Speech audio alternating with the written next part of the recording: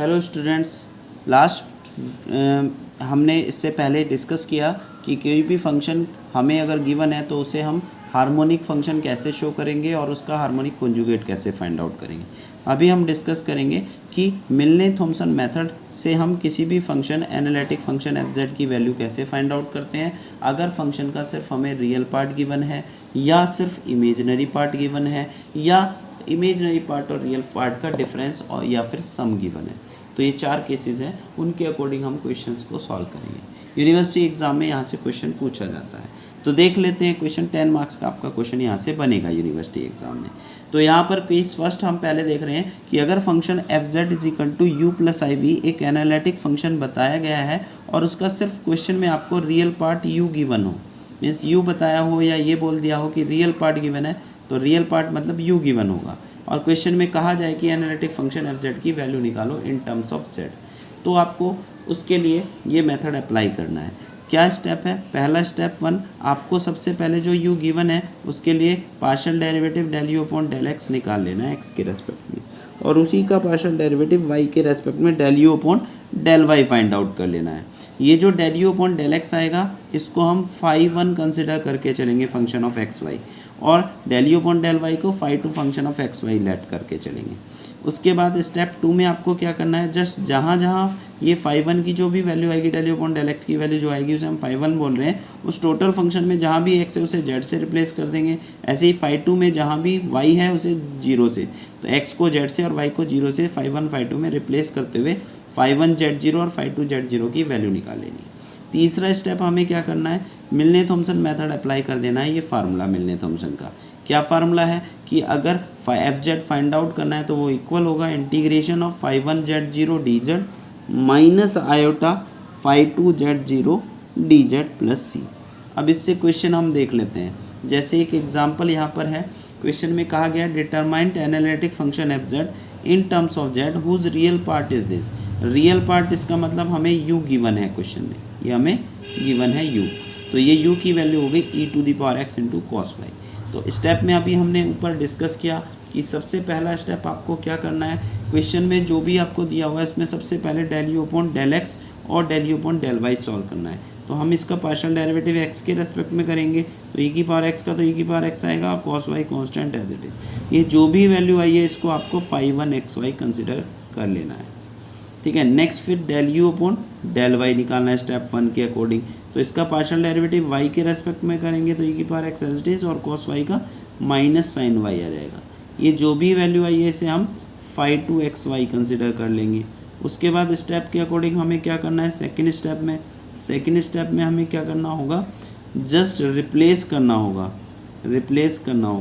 किसको, एक्स को जेड से और वाई को 0 से, इन किस में, फाई 1 एक्स वाई में एंड फाई 2 एक्स वाई में, ठीक है। तो रिप्लेस कर देते हैं। जो फाई 1 की वैल्यू है हमारी ये वाली वैल्यू है, ये टोटल वैल्यू फाई 1 की है, तो इस वाली वैल्यू में हमें क्या करना है, जहाँ भी एक्स है उसे जेड से रिप्लेस कर देना है। तो यहाँ रिप्लेस करेंगे एक्स की जगह पर जेड, तो ये रहेगा फाई 1 जेड और वाई की जगह पर 0 रख देंगे। ऐसे ही इस साइड भी रखेंगे, एक्स की जगह पर जेड और वाई की जगह पर 0, तो कॉस 0 तो 1 हो जाएगा, तो ये वैल्यू ई की पावर जेड आ जाएगी।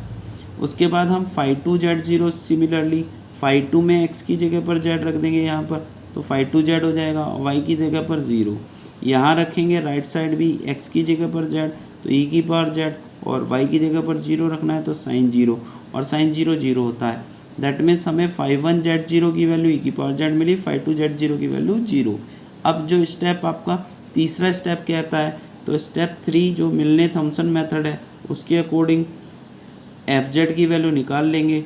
F z is equal to क्या फार्मूला है, integration phi 1 z 0 d z minus iota integration phi 2 z 0 d z plus c. तो ये फार्मूला लगा देंगे। इसमें हमारे पास फाई 1 जेड 0 कितना आया था, अभी ऊपर सॉल्व करा है। फाई 1 जेड 0 की वैल्यू कितनी बनी है, e to the power z minus iota phi 2 z 0 की वैल्यू कितनी बनी है, फाई 2 जेड 0 की 0, तो ये टर्म 0 हो जाएगी प्लस सी। यहाँ से आप लोग देख सकते हैं ई की पावर जेड का इंटीग्रेशन क्या होता है, e to the power Z, और ये वाला पार्ट तो 0 ही हो जाएगा प्लस सी। तो हमें analytic function f z in terms of z मिल गया और यही आंसर है। ठीक है स्टूडेंट, नेक्स्ट फिर हम केस सेकंड डिस्कस कर लेते हैं। केस सेकंड क्या कहता है? केस सेकंड के अकॉर्डिंग जैसे यहाँ पर हमें क्वेश्चन में डिटरमाइन करने को कहा है f z in terms of Z imaginary part of given. तो इमेजिनरी पार्ट के लिए ये केस सेकंड क्या कहता है? इमेजिनरी पार्ट में हमें क्या करना होगा, जब क्वेश्चन में केस सेकंड में अगर हमें एफ जेड फाइंड आउट करने को कहे और इसका इमेजिनरी पार्ट यानी कि वी गिवन है, तो हमें स्टेप 1 के अकॉर्डिंग पहले del v upon del x find out करना है, del v upon del y. ध्यान रहे यहाँ पर हमने del u upon del x निकाला था, उसे फाई वन फंक्शन बोला था। यहाँ पर वन वाला फंक्शन यानी कि साई वन वाला फंक्शन v के डेरिवेटिव को कहेंगे किसके रेस्पेक्ट में? पहले y के। यहाँ पहले x के रेस्पेक्ट में था, यहाँ पहले y के रेस्पेक्ट में होगा, उसे साई वन बोलेंगे। और x के रेस्पेक्ट में डेरिवेटिव को साई टू बोलेंगे। उसके बाद वही अप्रोच लगानी है, x को z से रिप्लेस करना है, y को 0 से, साई वन जेड 0 और साई टू जेड 0 निकल आएगा। फिर ये मिलने थॉमसन मेथड का फार्मूला लगाना है एफ जेड निकालने के लिए। इन दोनों फार्मूले में डिफरेंस ध्यान रखिएगा, यहाँ पर माइनस है और यहाँ पर क्या आएगा? माइनस आयोटा आएगा, यहाँ पर प्लस आयोटा आएगा। और ये साई वन साई टू का रूल ध्यान रखिएगा। यहाँ पर फाई वाली वैल्यूज़ में पहले डेरिवेटिव एक्स के रेस्पेक्ट में फाई वन है और वाई के रेस्पेक्ट में को फाई टू। इसमें वाई के रेस्पेक्ट में वाले को साई वन है वह कंसिडर किया और एक्स के रेस्पेक्ट में को साई टू। तो यही अप्रोच लगाकर यहाँ पर हम इसे सॉल्व कर लेंगे। जैसे एग्जांपल के लिए हमने यहाँ पर एक क्वेश्चन ये लिया हुआ है। क्वेश्चन कह रहा है determine f z in terms of z whose imaginary part is this. Imaginary part means ये वी की वैल्यू गिवन है, क्या? Sine hyperbolic x into cos y. तो स्टेप 1 क्या कहता है? स्टेप 1 के अकॉर्डिंग हमें पता है यहाँ पर कि क्या निकालना होगा, डेरिवेटिव निकालने होंगे, del v upon del x और del v upon del y. Sorry, पहले y के रेस्पेक्ट में और फिर x के रेस्पेक्ट में। तो del v upon del y जब सॉल्व करेंगे तो x वाला पार्ट कांस्टेंट रहेगा यानी कि sine hyperbolic x as it is, और cos y का डेरिवेटिव माइनस का साइन y आ जाएगा। अब del v upon del x करेंगे तो y वाला पार्ट कांस्टेंट रहेगा एज इट इज़ आएगा, और x वाले पार्ट का साइन हाइपरबोलिक का डेरिवेटिव cos हाइपरबोलिक x आ जाएगा into cos y as it is constant. ये वाले पार्ट को हमें क्या कंसिडर करना है? Psi one x comma y, और ये वाले पार्ट को कंसिडर करना है psi two x comma y. अब मेथड के अकॉर्डिंग आपको स्टेप 2 पर जाना है। स्टेप 2 के अकॉर्डिंग क्या करना है? रिप्लेस कर देना है x को किससे? z से, और y को 0 से। तो आपको साई वन जेड 0 मिल जाएगा। तो साई वन की वैल्यू में यानी कि यहाँ पर जहाँ भी x है उसे z और y को 0, तो यहाँ रखोगे x की जगह पर z आएगा, y की जगह पर 0। इधर भी रखो x की जगह पर z, तो यह आ जाएगा माइनस का साइन हाइपरबोलिक z, और ये साइन y की जगह पर 0 रखेंगे 0, और साइन 0 0 होता है इसलिए ये वैल्यू 0 हो जाएगी। उसके बाद Sai two z 0 find out कर लेंगे। उसके लिए क्या करेंगे? साई टू की जो ये वैल्यू है इसमें जहाँ जहाँ भी x है z रखेंगे और y को 0, तो यहाँ साई टू जेड 0 बन जाएगा, और यहाँ x की जगह पर z रखेंगे तो कॉस हाइपरबोलिक z, और यहाँ y की जगह पर 0 तो कॉस 0, कॉस 0 1 होता है, तो ये आ जाएगा आपका कॉस हाइपरबोलिक z बचेगा सर, साई टू जेड 0 की वैल्यू। अब स्टूडेंट हम मिलने थॉमसन मेथड लगा देंगे तीसरे स्टेप के अकॉर्डिंग। तो यहाँ पर एफ जेड किसके इक्वल होगा? सो एफ जेड फार्मूला क्या कहता है मिलने थॉमसन मेथड का? F z is equal to होता है integration psi one z 0 d z plus iota psi two z 0 d z plus c. तो यहाँ पर वैल्यू रख देंगे, तो f z is equal to क्या निकल आएगा यारों दोस्तों? यहाँ पर साई वन जेड 0 की वैल्यू कितनी है? 0, तो ये तो 0 हो जाएगा, plus iota psi two z 0 की वैल्यू कितनी है?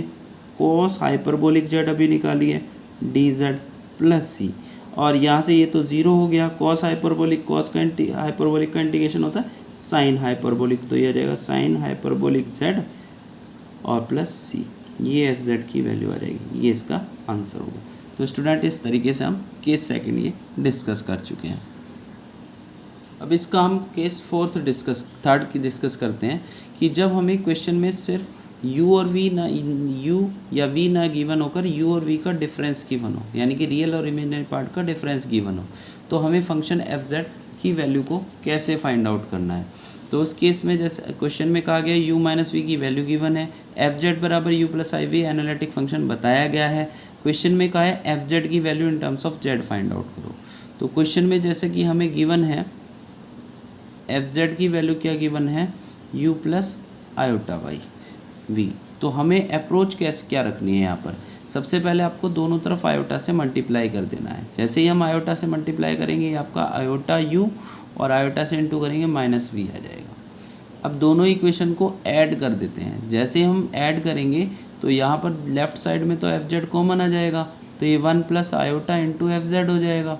राइट साइड में जब हम ऐड करेंगे तो रियल पार्ट रियल में ऐड होगा, इमेजिनरी इमेजिनरी में।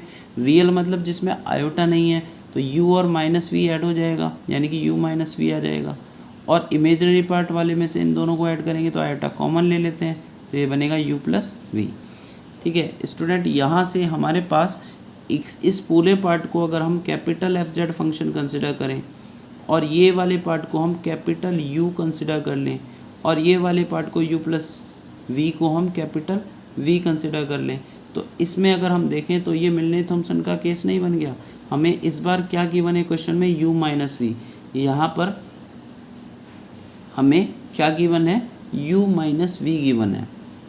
ठीक है, तो u माइनस वी गिवन है, तो गिवन क्या है, कैपिटल U की वैल्यू यानी कि u माइनस वी गिवन है।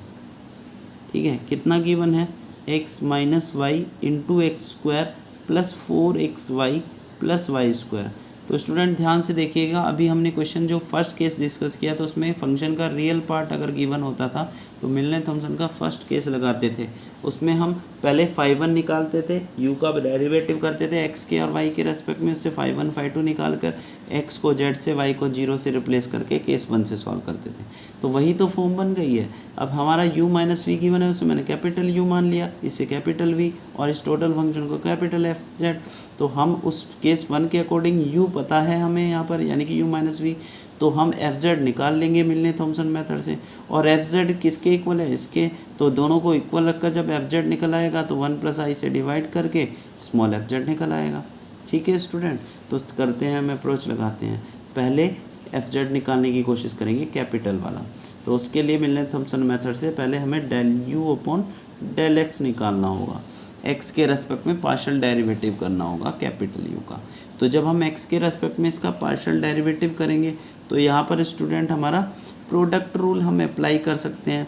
यहाँ पर हम इन दोनों का प्रोडक्ट रूल डिफरेंशिएशन अप्लाई कर सकते हैं, यानी कि पहले एक्स के रेस्पेक्ट में मैं इसका डेरिवेटिव कर रहा हूँ तो 1 हो जाएगा, और ये as it is x square plus 4xy plus y square. दूसरी बार हमें ऐसे ही इसे एज इट इज़ रखना है फर्स्ट फंक्शन को, तो x माइनस वाई, और इसका डेरिवेटिव कर देना x के रेस्पेक्ट में। इसका हो जाएगा 2x और इसका हो जाएगा प्लस का 4y। तो स्टूडेंट ये हमारी वैल्यू आ गई। अब हम del u upon del y भी की वैल्यू निकाल लेते हैं सॉल्व करके। इसको हम बोल देते हैं φ1 xy मेथड के अकॉर्डिंग। ऐसे ही del u upon del y निकाल लेते हैं इसी का y के रेस्पेक्ट में। तो y के रेस्पेक्ट में इसका करेंगे -1 आएगा, और ये एज इट इज़, तो ये एक्स स्क्वायर 4xy और वाई स्क्वायर आ जाएगा। फिर प्लस इस बार ये एज इट इज़ आ जाएगा x minus y first function, और इसका डेरिवेटिव y के रेस्पेक्ट में हो जाएगा 4x प्लस 2y। ये जो भी वैल्यू है ये हम इसे φ2 xy बोल देते हैं स्टूडेंट। नेक्स्ट स्टेप अभी हमने डिस्कस किया था, रिप्लेस कर देना होता है। रिप्लेस कर देना होता है किसको, x को किससे, z से, और y को किससे रिप्लेस कर देना होता है प्यारे दोस्तों, 0 से। तो यहाँ पर रिप्लेस कर देते हैं। जैसे ही हम x को z से और y को 0 से रिप्लेस करेंगे तो φ1 z0 की वैल्यू हम निकाल लेते हैं। तो φ1 z0 की वैल्यू कितनी आ जाएगी, x को z से y को 0 से रिप्लेस करेंगे तो z स्क्वायर प्लस वाई 0 रखा तो टर्म ही 0 हो गई, ये भी 0 हो गई।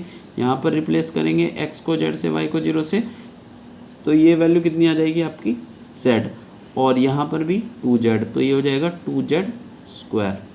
ठीक है, z square plus 2z square यहाँ से हमें वैल्यू मिल जाएगी, दैट मीन्स 3z स्क्वायर आ जाएगा ये। ठीक है, अब हम साई2 z0 निकाल लेते हैं। तो साई2 में x को z और y को 0 रख देंगे। तो जैसे ही हम ये वैल्यू रखेंगे इसी तरीके से सॉल्व करके x को z और y को 0 रिप्लेस करेंगे, तो ये सॉल्व करके आपका 3z स्क्वायर ये भी आ जाएगा। अब मिलने थॉमसन मेथड का फार्मूला लगा देंगे। बाय मिलने थॉमसन मेथड थॉमसन्स मेथड, मिलने थॉमसन मेथड के अकॉर्डिंग क्या होगा स्टूडेंट, फार्मूला क्या था कि जो भी फंक्शन जिसका ये रियल पार्ट है यू किसका रियल पार्ट है, कैपिटल वाले एफ जेड का, तो ये कैपिटल एफ जेड फंक्शन निकल आएगा किसके इक्वल, फार्मूला क्या कहता है, φ1z0 dz minus iota, real part के लिए माइनस आयोटा आएगा, into integration ψ2z0 dz plus c. आपका ψ1z0 कितना आया था स्टूडेंट, ये 3z² dz minus iota, ψ2z0 कितना आया था, 3z² dz प्लस सी। अब स्टूडेंट हम यहाँ पर इंटीग्रेट करेंगे, z² का क्या आएगा, z³/3, 3 से 3 कैंसिल तो ये z³ आ जाएगा। ऐसे यहाँ पर भी इंटीग्रेशन z³/3, 3 से 3 कैंसिल z³ आ जाएगा प्लस सी, ये बनेगा कैपिटल एफ जेड की वैल्यू। पर कैपिटल एफ जेड किसके इक्वल था स्टूडेंट, हमने किसकी प्लेस पर कैपिटल एफ जेड लिखा था, ये लिखा था 1 + i into small F z की जगह पर, तो इसकी वैल्यू रिप्लेस कर देते हैं। यहाँ पर आ जाएगा 1 + i into small F Z, जो हमें निकालना था वो स्मॉल एफ जेड ही सॉल्व करना है क्वेश्चन में। इन दोनों में से z³ कॉमन आ जाएगा तो ये बचा 1 - i प्लस सी। अब स्मॉल एफ जेड निकालना है तो 1 + i से डिवाइड चला जाएगा, तो z³ upon 1 - i into 1 - i upon 1 + i plus c upon 1 + i। ठीक है स्टूडेंट, ये वैल्यू हमारी आ जाएगी। अब अगर इसे कॉन्जुगेट मल्टीप्लाई करें तो ये सॉल्व करके 1 - i अपॉन 1 + i की वैल्यू, कॉन्जुगेट ऊपर नीचे मल्टीप्लाई करेंगे तो ऊपर -2 i आ जाएगा और नीचे 2 आ जाएगा z³, और ये टोटल को एक नया कांस्टेंट c' बोल देते हैं। 2 से 2 कैंसिल तो -i z³ प्लस c', ये आपका फंक्शन एफ जेड मिल गया, स्मॉल एफ जेड जो क्वेश्चन में फाइंड करना था। तो ये हमें अप्रोच अप्लाई करना है। सेम इसी तरीके से आप यहाँ से समझ सकते हैं कि अगर क्वेश्चन में हमें u - v ना गिवन होकर u + v गिवन होता तो कैपिटल v पता लग जाता है एटमीन्स, और कैपिटल v पता है तो मिलने थॉमसन का जो सेकंड केस है उसके अकॉर्डिंग हम ψ1 ψ2 निकालते हुए सॉल्व कर लेते हैं। तो ये वाला क्वेश्चन आपके लिए है, इसको आपको खुद से प्रैक्टिस करना है। ठीक है स्टूडेंट, तो यहाँ पर u + v क्वेश्चन में हमें गिवन है और फंक्शन में क्वेश्चन में